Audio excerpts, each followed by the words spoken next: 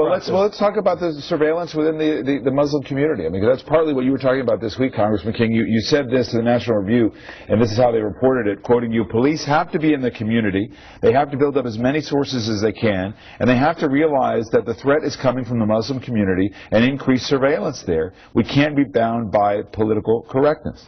Absolutely.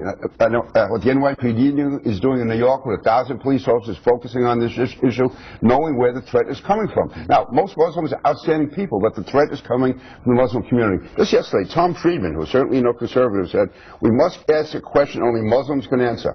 What is going on in your community that a critical number of your youth believes that every American military action in the Middle East justifies a violent response? It's coming from the community. And when in previous times when certain elements in the community were the ones responsible for crime, the police focused on it. For instance, in Boston, the FBI never spoke to the Boston police about the older brother.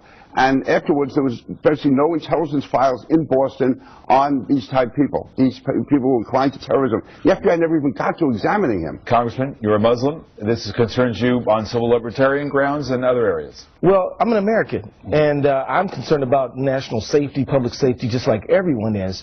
But I think it's ineffective law enforcement to go after a particular community. I think what we need to do is look at behavior and follow those leads where they would lead. So like if Tamerlan Tsarnaev is evidencing dangerous behavior, by all means, go after him. But once you start saying we're going to dragnet or surveil a community, what you do is you ignore dangerous threats that are not in that community, and you go after people who don't have anything to do with it. And so let me just finish up with this one point.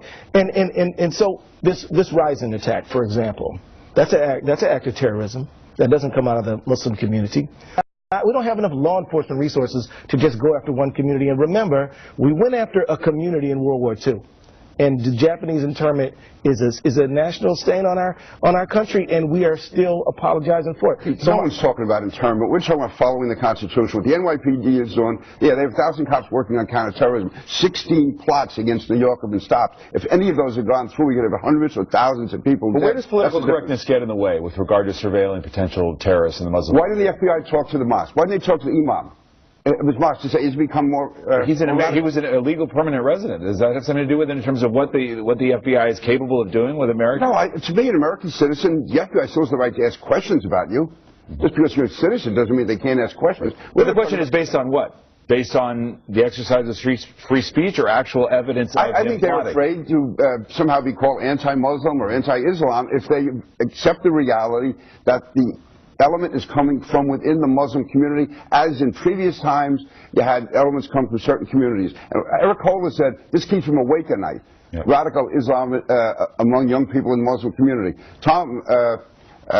Dennis McDonough said the same thing in 2011 when he went to a mosque in Virginia to say about the threat that comes from the Muslim community. It's there. Congressman, let me ask you, Jeff Goldberg, who is the Atlantic journalist who has extensive reporting experience in the Middle East, said this on the program last week as something that the Muslim community and other countries have to deal with. This is a portion of what he said.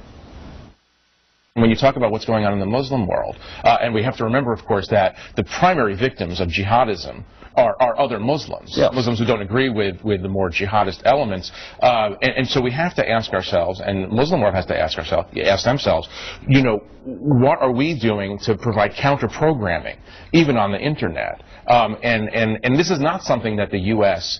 can fix or the West can fix. It has to come from within Islam.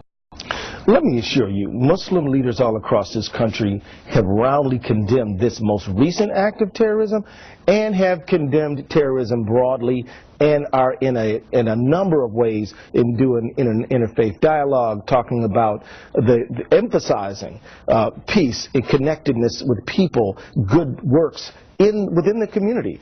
I mean, the reality is that this is going on and has been, and it needs to continue to go on.